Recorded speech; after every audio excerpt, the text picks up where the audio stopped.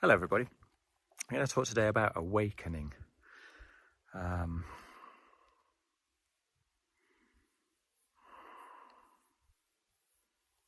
not in the sense of this label that we seem to have these days of being woke. In fact, I don't even know what the generalized definition of an awakening is, but I'm just going to talk from my experience. And this is important. So this is the first video that I haven't gone out of my way to find a spectacular background. It kind of dawned on me as I did this that maybe there's something about the labyrinth of all the trees and finding your way to a state of awakening. I don't know, but that wasn't the reason why I came here. I'm just around the corner from the rim of the Grand Canyon, which is even more interesting. But I didn't want that to be part of this video. I want the video to be very simple. And forgive me if I'm wandering around. But it's clearly fly season here. I kind of recoil a little bit against the word awakening. It sounds a little bit familiar, a little bit final. It sounds a little bit terminal. And also it sounds a little bit superior. Ho, I am awake. Are you awake?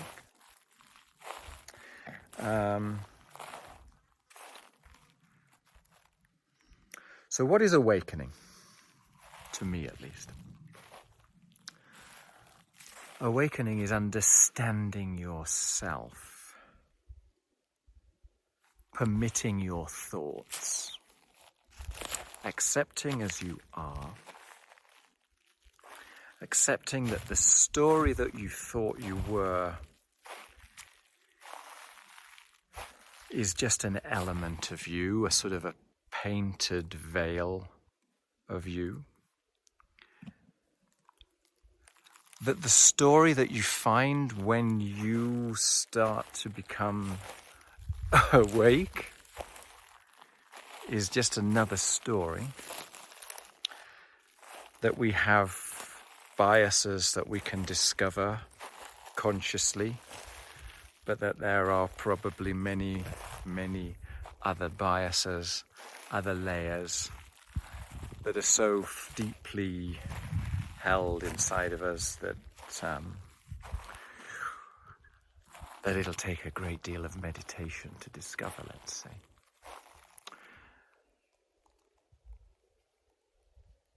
That's why I say there is no real end to awakening. It's a voyage of discovery. It's a voyage that starts with some pretty loud revelations.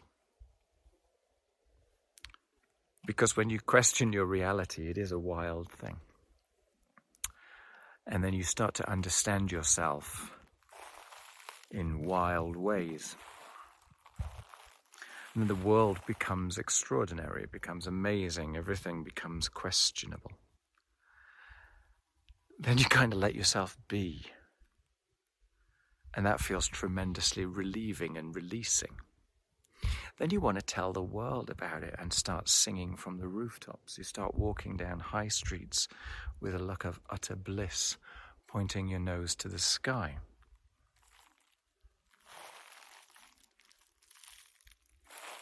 Then you kind of go quiet.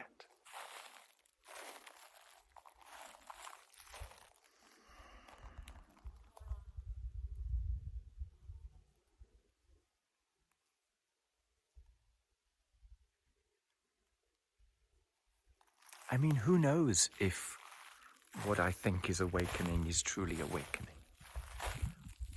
Who knows? Maybe I've just peeled off the first layer of the onion and stuck another layer of onion on top. Maybe I've replaced one story with another story.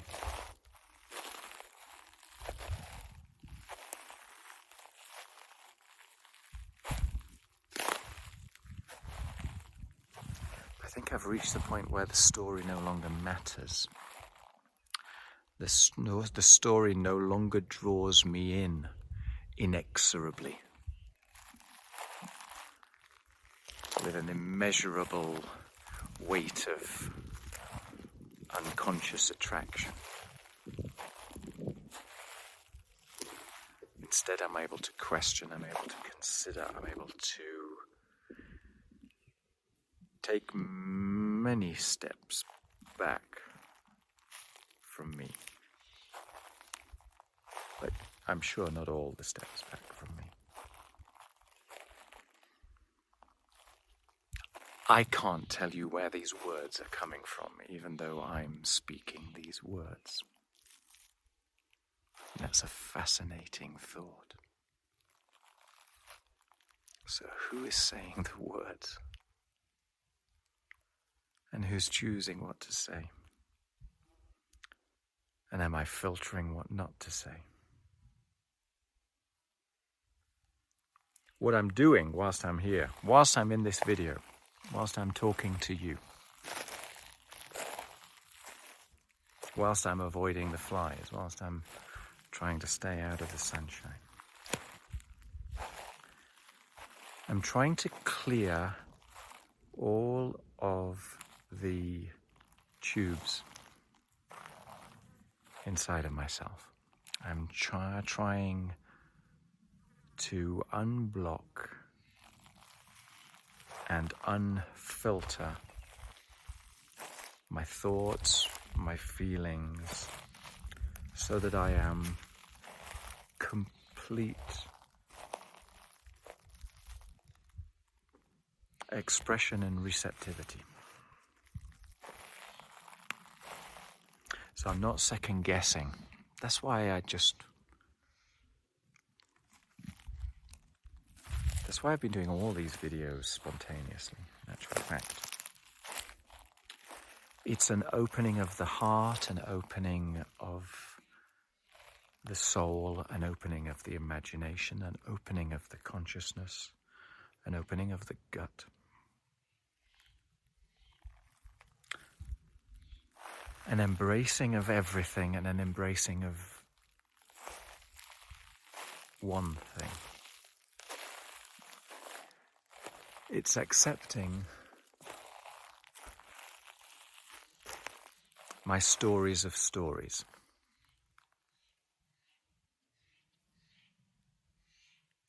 It's accepting that I don't know. Or I might know. Or I may know. Or I knew.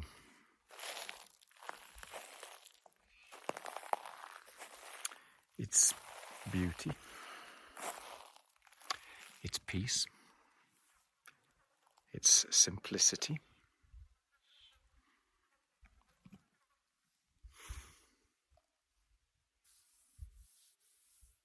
It's universal.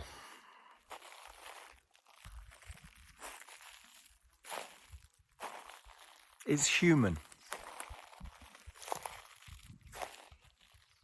It's vulnerable.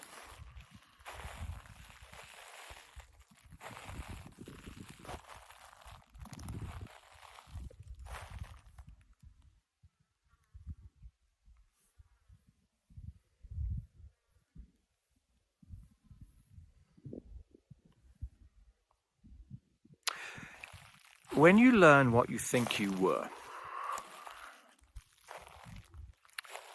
when you lift the veil on that and you peer inside,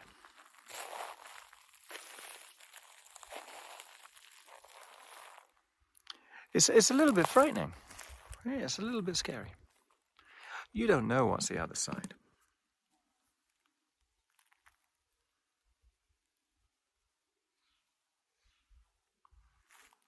It allows you to question your core concepts of literally everything.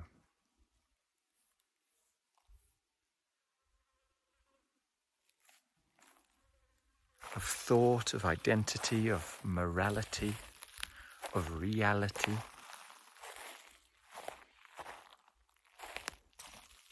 Of meaning, of purpose,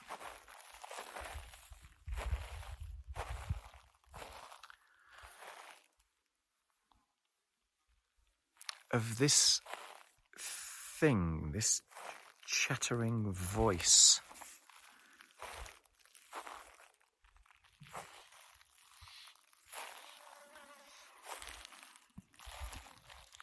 It's a little bit like going behind the screen in the cinema, going up to the projection room of the cinema.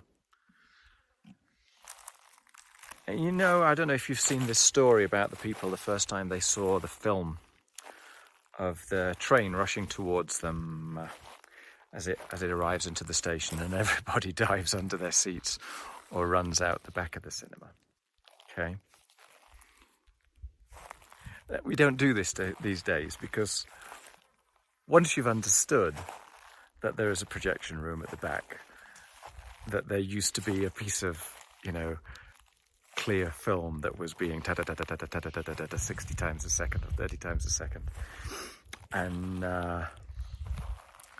light was being projected through, and the picture comes on the screen, and the picture is changing so quickly that we can't tell that there's a gap between the pictures, even though there is a gap between the pictures. Once you've experienced that new understanding, the mind expanded can't close back. It's a little bit similar with awakening. It's like I've gone in the projection room, seen the machinery. That's not to say I've seen who made the machinery. I've not seen where the film came from. No.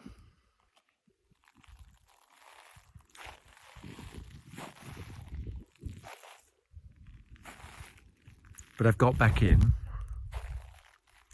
and seen that it appears to be a process.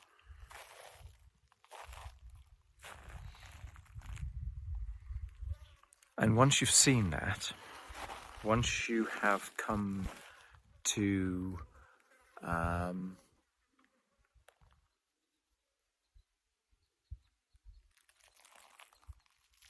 notice that your conscious mind is shining a light on certain elements of your experience and not shining a light on the majority.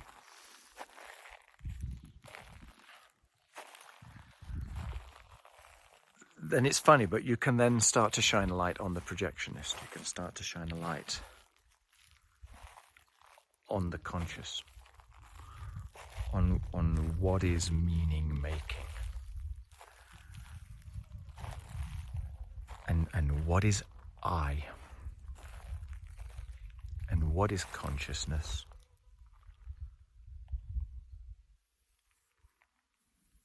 and what is real.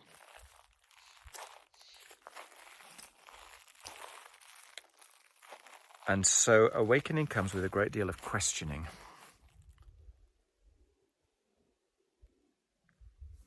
See, the thing is, what comes of it is a releasing of the ego, a releasing of the need to be right, a releasing of distinction between you and other, between I and they, between me and it.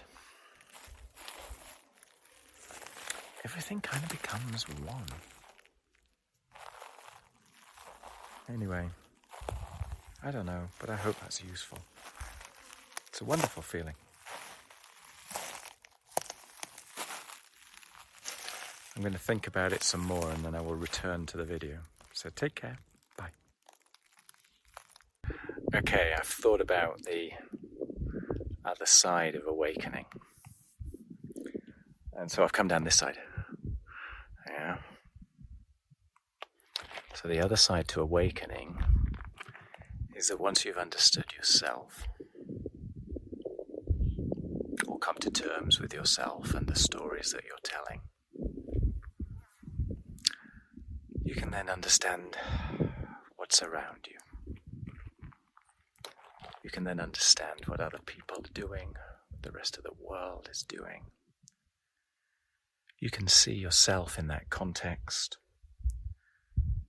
And you stop pushing against the world and you start embracing and integrating into the world. And so the sense of awakening becomes one of harmonizing, of being, of awestruck, beautiful unity with all things, because you can look at other people through the way that you've seen yourself and understand them and permit them to be and forgive them and forgive you.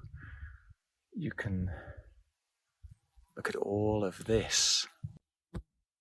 It's all part of the same one. It all comes from permitting what is to be rather than pushing against it.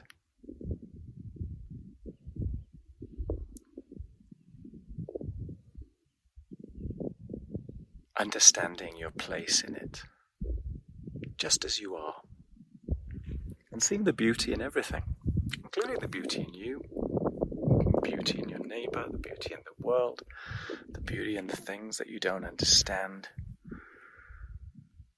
beauty in the things you do understand, beauty in all things.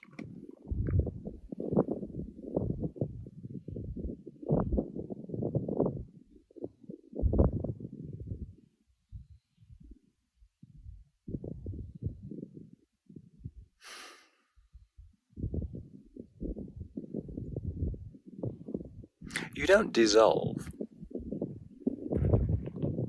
You don't lose your sense of identity. If anything, you grow your sense of identity. Things are more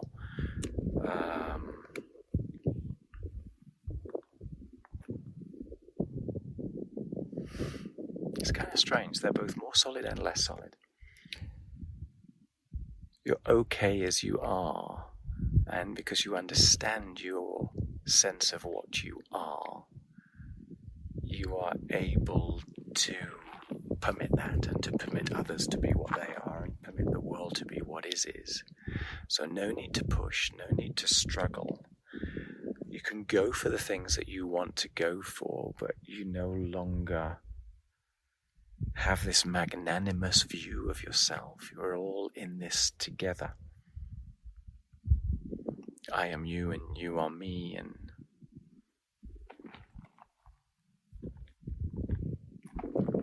as is the breath and the birds and the sky and the air and the stone.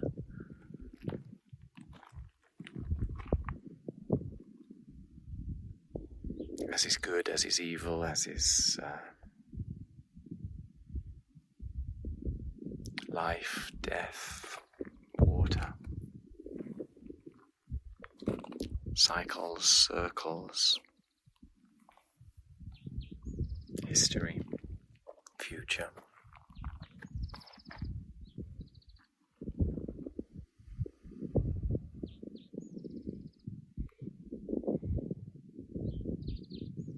All becomes beauty. And there's no need to put a name to it. That's why it was hard to do this video. Because you come to a sort of a singularity, you come to an infinite understanding, and when there is no point at the end, there's no direction, it's kind of harder to describe, because everything is just doing what everything is doing.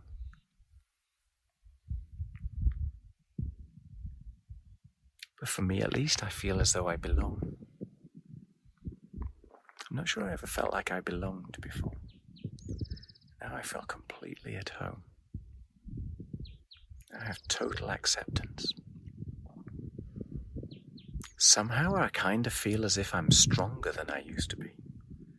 That I can divert my energies in the ways that I choose to, rather than just kind of flying off on autopilot. So it comes with extra power, and with power comes responsibility, sort of story. It comes with humility. It comes with peace. That in every yin there is a yang, and with every yang there is a yin. Within every light there is dark, and with every dark there is light. And all is.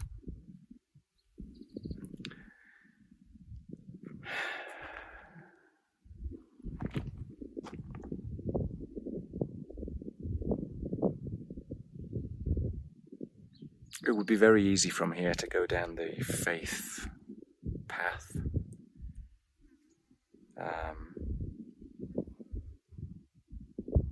I think awakening goes beyond even faith.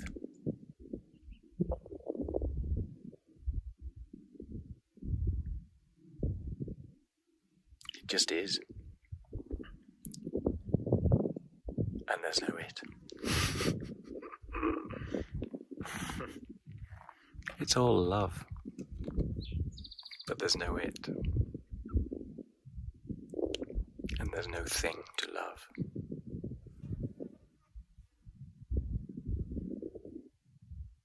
All is one.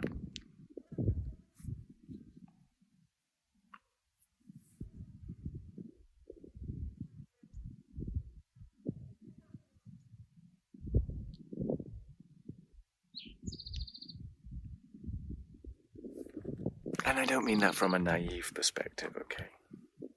I'm happy to accept that that may well be a story. But if it is, it's a delightful story to live your life by. And maybe on my deathbed I realize that this is all nonsense. But what's most helpful to enjoying each day and sucking the juice out of life and building friendships and sharing experiences.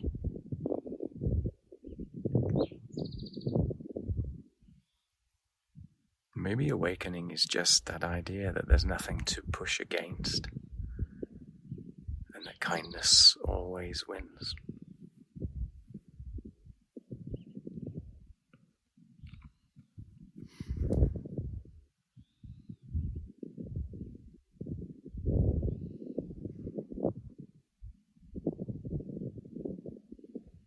Ooh, I feel a hypnotic induction coming on. What a beautiful, beautiful place. Beautiful, beautiful place.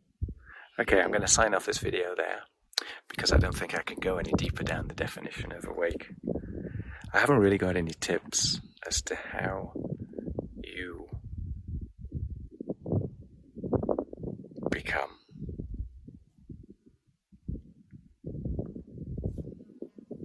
Because I think each person's going to find it in their own way. But for me, it was definitely a combination of remembering and accepting and forgiving, permitting, releasing, loving, sharing, experiencing,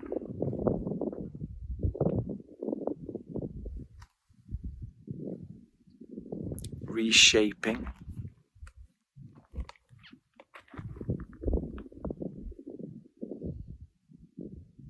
it's kind of all of that and none of that.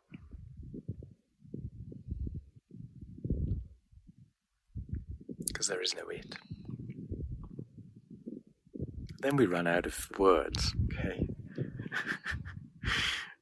You can't describe something with words, which goes beyond words, which goes beyond our utility of words, but it's all encompassing. All right, I'm sorry if that's a bit rambling. I hope it's entertaining, if nothing else. Let's go with entertaining.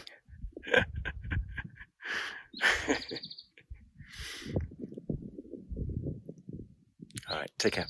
Bye.